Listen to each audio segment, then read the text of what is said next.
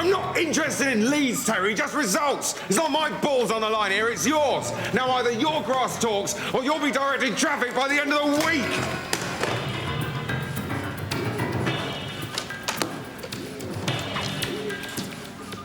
Sorry, Terry, I just realised I was incredibly rude to you just then. I'm really sorry. Must be the stress or something, but, you know, that's no excuse. I know you're doing your best, mate. Just ignore me. Yeah. Cheers. Bye. What do I have to do to get a coffee round here?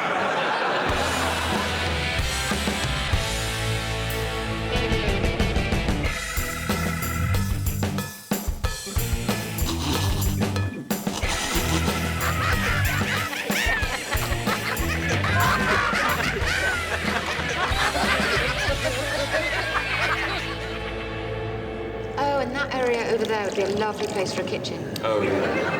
Oh, yeah, it's a wonderful space. I was just wondering, is there a problem with damp here? I was wondering if you'd ask about that. It's, there is a lot of moisture, but it's not actually a damp problem. It's actually water which the current owners deliberately keep here. Oh, it's deliberate water? It's deliberate water, yeah. I mean, there's no reason to say that you have to have water. You could have any liquid. You know, gravy, acid, or you could even have it with no liquid at all. Dry? Literally dry, yeah. Oh, that's good, because where we live now is dry, so... Yeah. So that's what you're used to. Fine. And is this it, or are there other levels? Well, that's interesting, actually, because it's sort of split level. Because I don't know if you can tell, but the floor level actually descends towards this end of the property. And the moisture is even more pronounced here. Get out of the pool, you bloody idiot! Shit, it's the current owners! Quick, somebody put in an offer! Oh, top one, but I think we won them over. Listen, Alan, I've got something I want to tell you. I want to leave the act. I don't want to be in Fish and Chip anymore. What are you talking about? We've been together 15 years, Barry. With Fish and Chip. We can't just throw that away like... Yesterday's Fish and Chips? That's not funny, Barry. Look, the truth is, I've been talking to Roger Pin. Roger Pin? From Pin and Cushion? Yeah, well, he and John Cushion haven't been getting on very well for a couple of years now, and... Well, there's no easy way of saying this, but... Me and Roger Pin, we want to form our own act. What, Pin and Chip? Chip and Pin. Well, what the hell's that? That's not a thing. It is. Well, what is it, then? It's a new way of making credit and debit card transactions more secure, and it's going to be massive. What, more massive than Fish and Chips? Fish and Chips are on the way out, Alan. They're high in cholesterol. There are associations with obese people. No, Chip and Pin, that's the future. This is too big an opportunity for me to pass up. You've got to let me go for this, Alan. Well, I wish you all the best, Barry. I really do. But I must say, I think you're making a big mistake.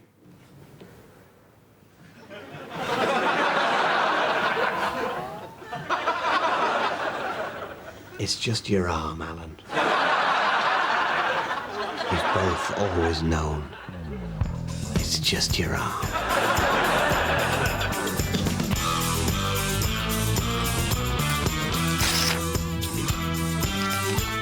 Well, done it, Roger.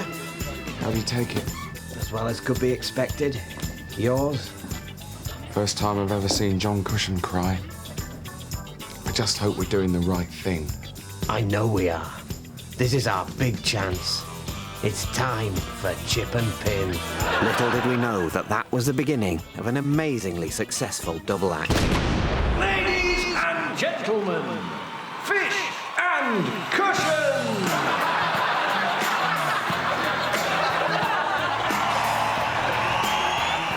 Fish and Cushion? This doesn't make any sense to me. And of course he was right. I mean, Fish and Cushion. What does that mean? But you can't argue with a 4-month sellout run.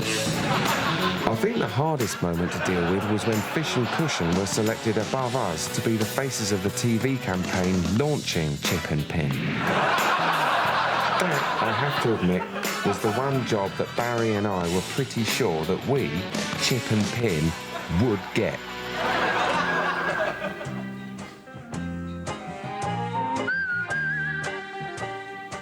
Life's tough without Chip and Pin, isn't it? It sure is. Don't worry, lads. Chip and Pin is coming this February.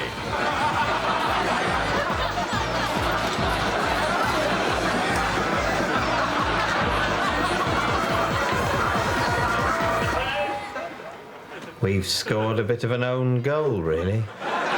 Yeah. Can you find it in your heart to blame them?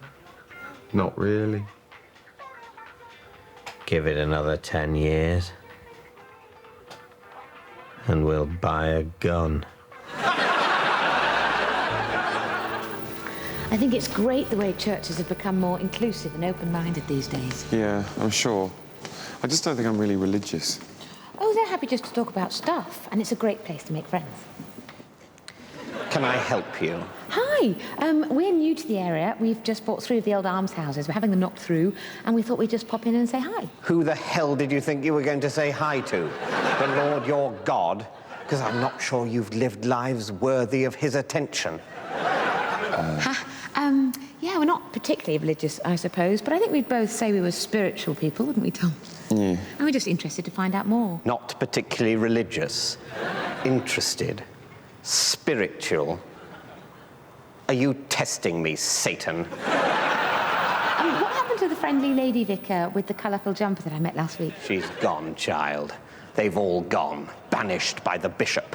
I know where they're going eventually. In the meantime, Daventry. And we're back. The incredibly horrible and twisted people who are still unaccountably vicars. Maybe we should... I saw you in here last week. I saw you reading the notices and talking about your views and eating other people's biscuits. We were all watching you from the vestry, and we all thought you were a bitch. Steady on. Look, I mean, my wife's entitled to her views. Oh, isn't she just? Aren't you all entitled to your half-assed musings on the divine? You've thought about eternity for 25 minutes and think you've come to some interesting conclusions. Well, let me tell you, I stand with 2,000 years of darkness and bafflement and hunger behind me. My kind have harvested the souls of 1 million peasants, and I couldn't give a halfpenny jizz for your internet-assembled philosophy. Look, Sally. Look, we have a right to be here. This is a place of peace. Oh, please. That's a very recent idea, and not one that I think is going to catch on. Well, I'm certainly not... Begone! Begone to your satanic almshouse conversion! Leave here, damned sinning dog of a whore! Oh, at least leave a quid for the upkeep.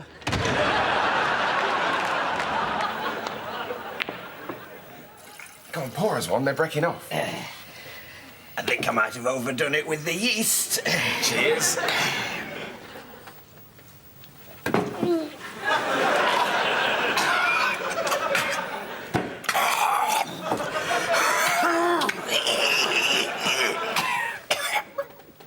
Oh, and that's a bad mess. And you can see the frustration on Terry McCarthy's face as he returns to his seat. Not a look to be taken lightly, especially at around 2 in the morning on the streets of Derby, if the media's to be believed. Well, Terry is no stranger to adversity, particularly in the form of the police. And he has spoken publicly in very moving terms about that guy he cut. I think he was right to put an end to the speculation, and it does sound to me like that guy he cut was basically asking for it. Which is not to condone Terry's actions. Terry's lightning-fast reactions. It's not to condone it in any way when we say it was that other guy's fault. Certainly in the eyes of Snooker, if not, as it transpired, those of so-called British justice. I think the thing to remember here, Ted, is that both men involved are sorry. Terry has said publicly that he's sorry, and that other guy, well, he's bound to be sorry, isn't he? Every time he looks in the mirror.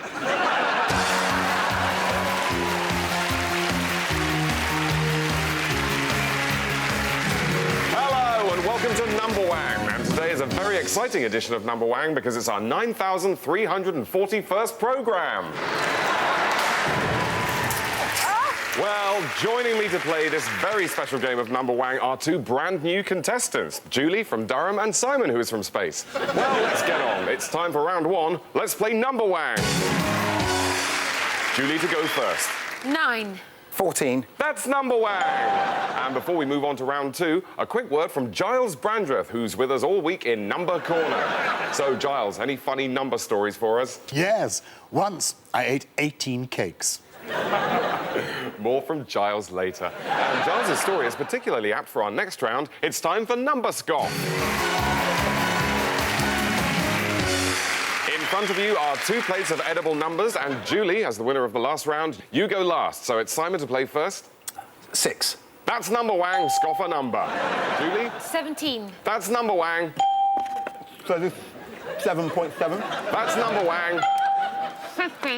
That's Number Wang. Tuck in. Oh, belch wang for Simon, which means double number points. And at the end of that round, neither of you have eaten a number 4, so bad luck. Just time for a quick word from Giles. 3. Priceless. Well, let's look at the scores, and it's absolutely neck and neck because both of our contestants are on 48, apart from Julie, who's on 12. So that could all change in the final round. It's time for Wanganum. Let's rotate the board.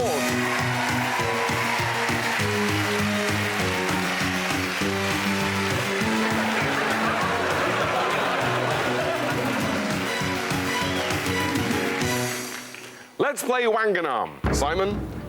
6. 2. 6. 71. 6. 14. 6. 8,709.324. Sorry, I was miles away. I think Simon got Wanganum ages ago. Did you say 6? Yes. That's Wanganum!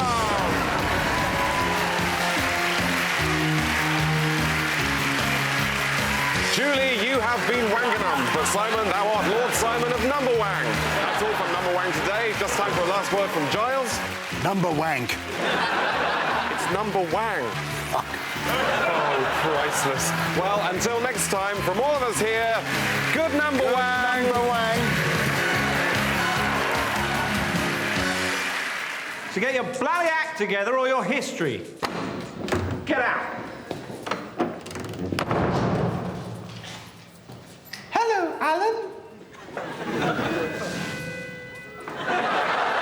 How do you know my name? I've seen them picking on you. It's not fair, but all that's about to change. I've got something very special for you. Oh, really? Point this at someone and blow into it, and it will reveal an embarrassing truth, a truth they will be unable to deny. What the hell are you still doing here? Get back to your desk. I wet the bed until I was 12, until I was 12, until I was 12. I wet the bed until I was 12. I had wet legs in the morning.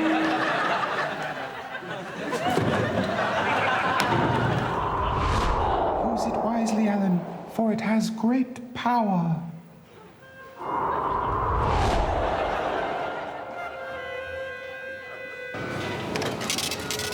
Excuse me, I was here first. I don't think so.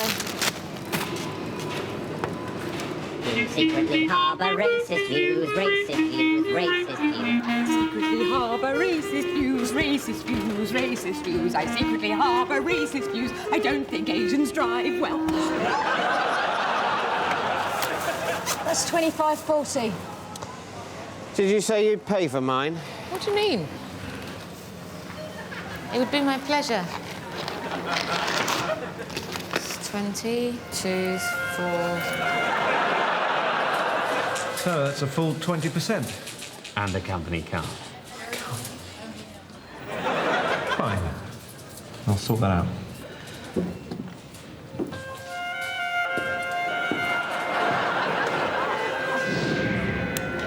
I'm sorry, sir. We are fully booked. Right this way, sir.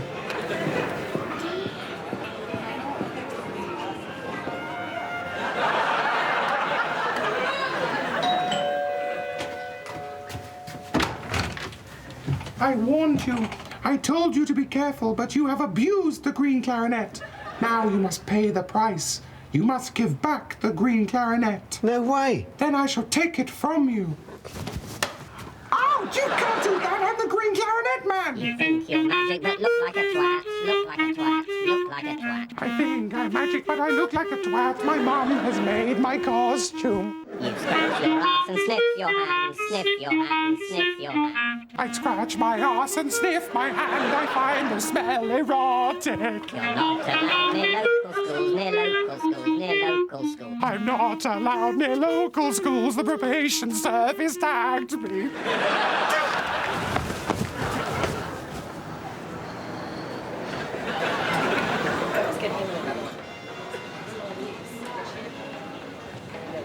Today I think I'll have a free meal. I think not, sir. But you forget, I have a green clarinet that makes you tell embarrassing truths. Yes. But now I have a red tuba, which makes you shit yourself.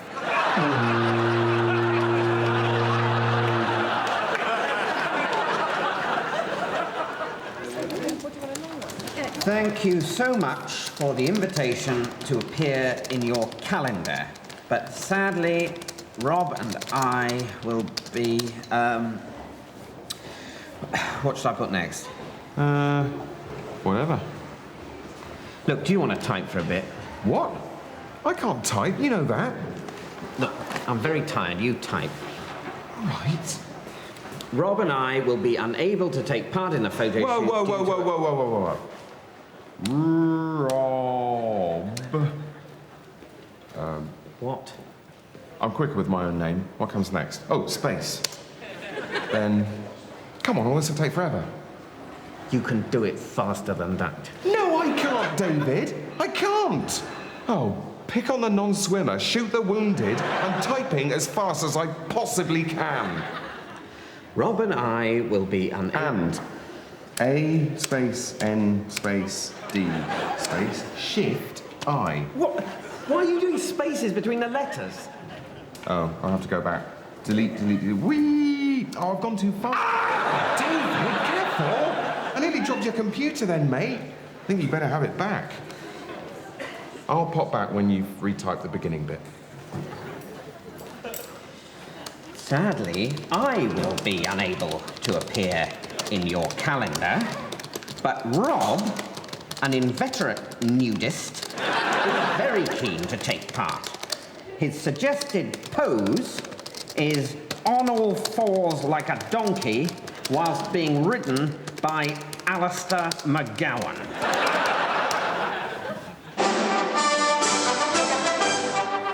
Good evening. Apparently you can see me. I can't see you, but the scientists and engineers have assured me that this is perfectly usual, although I must say I am a bit disconcerted. This is the first of what we hope to be weekly television broadcasts from us here in London to all 5 of you with television sets. We had a discussion about which way I should look when I'm doing this, and we all agreed that appearing in profile is what looks most normal. I'm now going to hand you over to my colleague, Mr. Stanley Temp, a quite brilliant man, to continue with the broadcast. It's me. And may I say that who you were looking at before it was me is also quite a devastating genius. Excuse me, but I can't possibly allow that to go unchallenged. You feel hot. My colleague is far too kind to me. I couldn't possibly be far too kind to such a brilliant man. He's brilliant. Now, here at television, we're very keen to find out the properties of this exciting new device. Does it work like a telephone? You can hear us, but can we hear you? So we're going to carry out an experiment. When I say go, I want you all to shout, hello there. Go. Hello there. Yes, I got something. I distinctly got something. Well, that's very... Oh, I'm just being told in my earpiece, which you may be able to make out. I'm just being told in my earpiece that apparently 4 of the 5 television sets currently in use are actually in our technical room next door. So we're not 100% sure whether I was hearing you through television or just through a door. Is there any way of finding out? I'm just being told through my earpiece that there isn't. Or at least I think I'm being told through my earpiece. I could be hearing that through a door as well. Now we don't even know if the earpiece works. This really is 1 step forward, 2 steps back. My ear hurts. Oh, well, if we're having Freddie, we've got to invite Daphne and Velma as well. Oh, yeah. Those three are absolutely priceless, especially when Velma does her losing her glasses routine. Yeah, that kills me. Why doesn't she get contacts? Oh, I think it's a lesbian thing. Oh, I've just had a thought. What? Well, if we invite Freddie, Daphne and Velma, there's a chance they'll bring that other one. Oh, God, the scrawny one, the one that doesn't wash. What's his name? Well, we don't know. I mean, he calls himself Shaggy, but I certainly don't believe that's his name. I think it's some kind of hollow sexual boast. I think it definitely is. He's desperately trying to present himself as some sort of stud, despite being quite ugly and incredibly cowardly. The last time I saw him, he was literally shaking, and he spent most of the evening scampering up and down a very long corridor that happened to be there. Well, that's certainly no way to make people have sex with you. But maybe we're being harsh on him. I mean, he's so thin and he's always shaking. He's probably in the throes of some gritty smack battle. Let's ask him along. Yeah, I mean, how much harm can he do? Although... What? Well, there's a chance, just a small one, that he might bring his dog. Oh, not his bloody dog. He won't bring his dog. People don't bring their dogs to parties. Shaggy does. If anyone is going to bring a dog to anything, he is going to bring his dog to this. He treats that dog like it's a person. It's creepy. You know, I think that dog must have been mistreated in the past. It's incredibly nervous. You remember that Halloween party that Shaggy was at? Every time a new person came in, dressed as a ghost or whatever, the dog would have an absolute fit, make the most unnatural noises, and jump into Shaggy's arms. I was convinced it was going to shit everywhere. Yeah, well, I tell you, that's not the worst of it. Remember at Jodie's do? You remember Jodie, her dad owns that disused fairground. Well, I was just popping to the kitchen for some more ice, and who should I find but Shaggy and his dog assembling the two tallest sandwiches I have ever seen. I know. They made one the last time they were here, but they had a freak out before they could eat it. I think it's cruel to make a dog eat that. I tell you what, I think Shaggy must be very bitter, because he's obviously invested a lot of time in teaching that dog to talk, and it just can't. I mean, maybe he thought he was going to get on That's Life or something, but it's just not happened. Yes, which is a pity, really, because, of course, the dog's nephew, also a dog, a little puppy, actually talks very well. That's right. I've met that little dog, and it actually speaks very good English. It's also quite a lot braver, if a little impetuous. It is a bit impetuous, yes, but I think you've got to forgive that of a talking dog. Yes, I think you do. I think you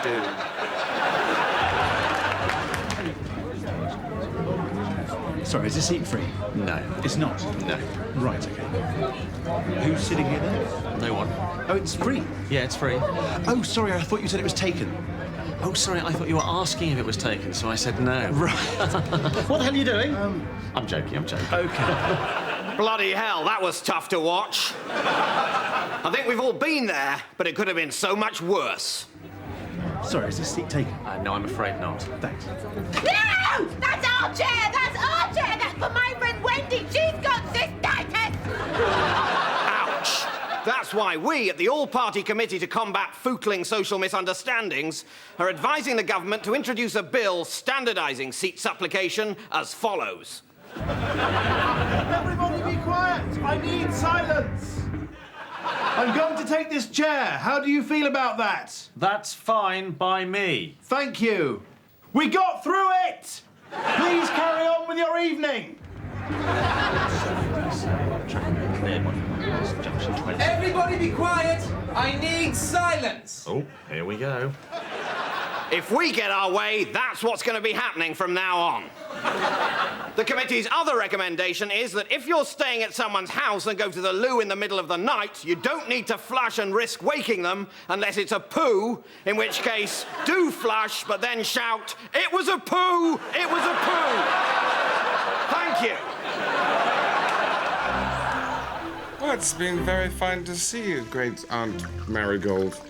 I'm having pills with it, sir. Good one. Really? She's got a TV. And I've been meaning to fix that broken television for you, Auntie. So we'll show ourselves out. No, don't get up. No, don't get up. I won't hear of it. Don't get up, or we'll be back. Why?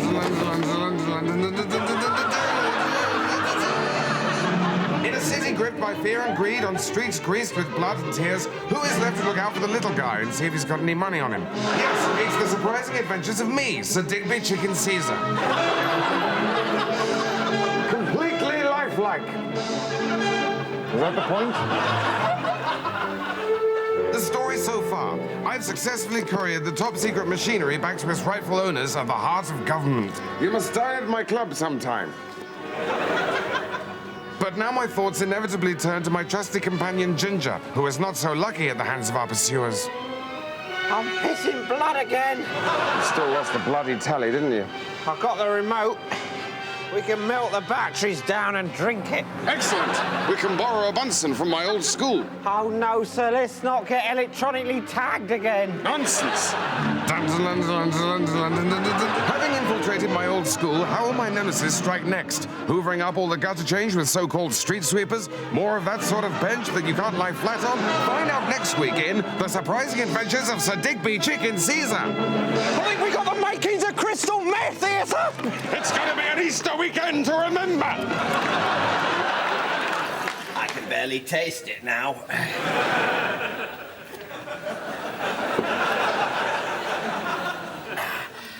Oh, and that's a bad miss. But luckily for Terry, it has run safe, so Barry Drebin will now be attempting a safety shot. Oh my God, he's fluked it! Barry Drebin has fluked a pot and he's as good as dead. And isn't it nice to see Barry take time out to apologise to his opponent for his good fortune? It's a comprehensive apology, Ted, which is understandable when you look at Terry McCarthy, who has gone very still. Barry continues to apologise, and is it just my fancy, or is there the trace of a tear in the corner of his eye? Compassion, perhaps. More likely fear. Yes, he's dropped his cue and he's on his knees. And this is the kind of thing that can happen when you have such wonderful characters in the game as Terry McCarthy. He is a fantastic, colourful, big-hearted, big-fisted credit to the sport.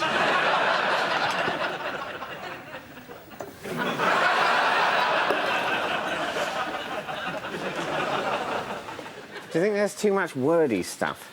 What, in the show? Yeah. No, don't worry, that'll all get cut. Really? Yeah, I mean, it feels wordy to us, but when people watch, all they're going to remember is this bit coming up, the big chicken finale. Yeah, that's what people like, isn't it? Dancing around, clucking, big polystyrene eggs, jokes about Edwina Curry. You're spot on, mate. Yep, this is it, coming up right now. This is the BAFTA. Yeah. Although, you don't think people might... that we might have to cut it because of bird flu? What? Well, you know, people might associate chickens with the threatened bird flu epidemic, because apparently you can catch that off chickens. Oh, God. And I think a young Turkish child actually died the other day, which is very sad. Oh, for fuck's sake! Fucking hell! Why do these fucking things always happen to us?